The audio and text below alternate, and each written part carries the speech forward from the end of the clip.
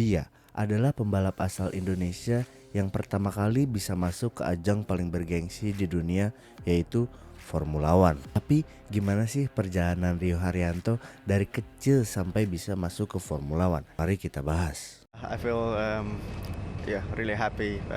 Obviously, with all the supports from the whole Indonesian.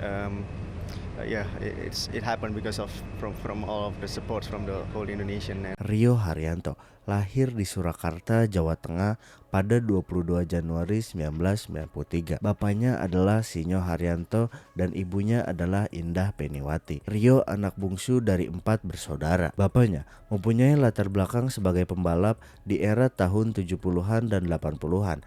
Jadi wajar Rio kecil sering dibawa ke sirkuit. Bayangin, anak SD udah bisa ngebut di lintasan go-kart. Dari situ mulai kelihatan bakat balapnya. Bukan cuma sekedar hobi, tapi Rio menekuni dunia balapan ini. Awal tahun 2000-an, Rio mulai mengikuti ajang kejuaraan balap go-kart nasional. Dia sering juara dan juga cepat dikenal di dunia balap Indonesia. Tapi ambisinya nggak berhenti sampai di situ. Sekitar tahun 2008, Rio mengikuti ajang Formula Renault Asia dan kemudian mengikuti Formula BMW Pacific, BMW not BMW, Bayerische Motoren World not BMW, dan berkesempatan tampil di Formula BMW Europe sebagai pembalap tamu di series Monza. Di balapan itu juga diikuti oleh pembalap asal Brazil yaitu Felipe Nasr yang nantinya bakal ketemu di Formula One. Rio gagal finish di balapan pertama dan finish ke-17 di balapan kedua. Setelah sukses di Formula BMW, Rio naik kelas ke GP3 Series membela tim Marussia Manor Racing pada tahun 2010. Buat yang belum tahu, GP3 Series itu tanggap untuk menuju Formula One. Dari GP3 Series bisa naik ke GP2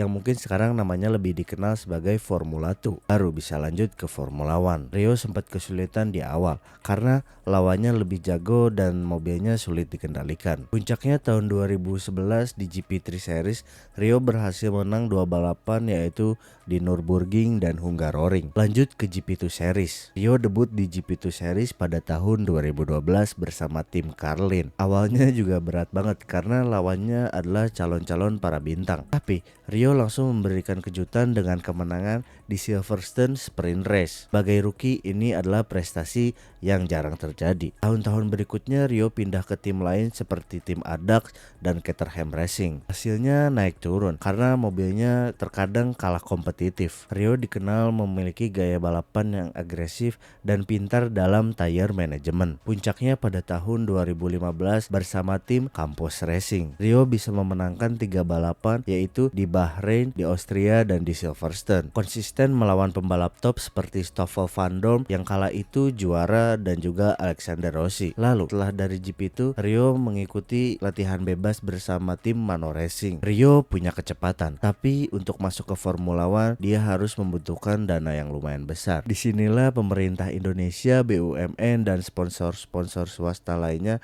ikut turun tangan membantu Rio Haryanto. Nama kayak Pertamina sempat menjadi sponsor utama untuk Rio. Tahun 2016, Rio akhirnya bisa masuk ke Formula One dengan rekan setimnya yaitu Pascal Wehrlein atau yang merupakan pembalap muda berbakat dari Akademi Mercedes. Begitu kabar resmi Rio Haryanto masuk ke Formula One, euforia masyarakat Indonesia sangat luar biasa. Media nasional memberitakan, sosial media trending nama Rio Haryanto. Pokoknya waktu itu di mana-mana Rio Haryanto lah pokoknya. Tim Manor Racing pastikan Rio menjadi pebalap Indonesia pertama dalam ajang balap prestisius itu. Amina Persero menyatakan dukungannya kepada pebalap muda Rio Haryanto.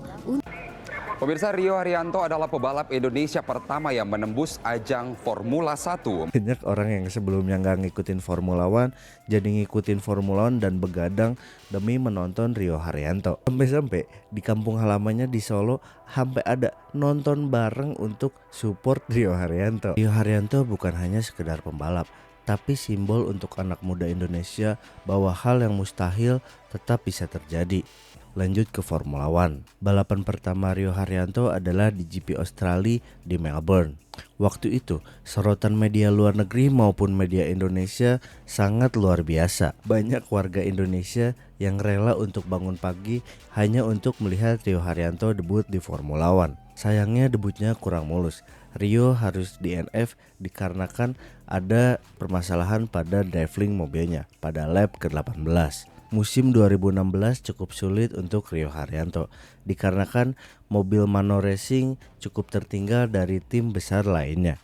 Jadi target utamanya bukan untuk podium, tapi bisa membawa pulang mobil dan bisa sampai ke garis finish hingga akhir balapan. Meski begitu, di GP Bahrain, Rio bisa finish di posisi ke-17, di mana itu menandai finish pertamanya di Formula One. Di beberapa balapan juga Rio bersaing ketat bersama rekan setimnya yaitu Pascal Wehrlein. Highlight terbesarnya ada di GP Monaco tahun 2016. Di sana Rio berhasil menahan beberapa pembalap di belakangnya selama beberapa lap, meski akhirnya finish di posisi paling belakang. Sayangnya masalah terbesar Rio di Formula One bukan soal kecepatan. Ya walaupun sebenarnya Manor juga soal kecepatan permasalahannya, tapi masalah utamanya adalah soal dana. Untuk bisa balapan selama semusim penuh, Manor Racing membutuhkan jaminan sponsor dari Rio Haryanto sebesar 15 juta euro atau sekitar 226 miliar. Sebelumnya, PT Pertamina yang ikut mensponsori Rio di GP itu berjanji akan memberikan dana sebesar 5 juta euro untuk melengkapi kebutuhan dana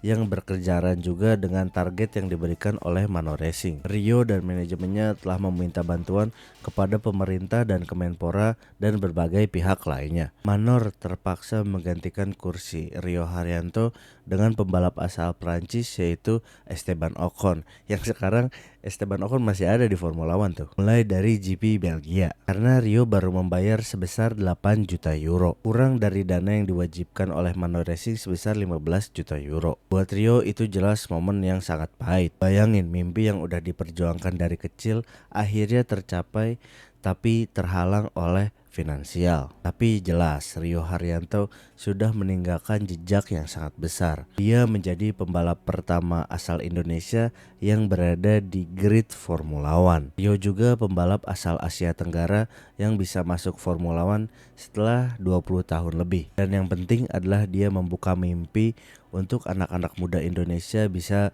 berkarir di balapan internasional. Setelah nggak di Formula One, Rio nggak langsung berhenti balapan. Dia tetap aktif ikut berbagai ajang balap internasional, termasuk Asian Le Mans Series. Selain itu, dia juga fokus jadi figur otomotif Indonesia, ikut promosi motorsport dan jadi role model buat generasi baru pembalap muda. Pada Desember 2024, Rio Haryanto melangsungkan pernikahan dengan keponakan dari Bapak Sandiaga Uno. Selamat Mas Rio. Jadi itulah perjalanan dari Rio Haryanto. Dari bocah kecil yang suka go-kart dari Solo sampai akhirnya bisa duduk di kursi Formula One. Mungkin karirnya di Formula One nggak panjang, tapi pengaruhnya sangat besar buat dunia balap Indonesia. Jadi gimana menurut kalian? Apakah nextnya ada lagi dari Indonesia pembalap di Formula One atau bagaimana?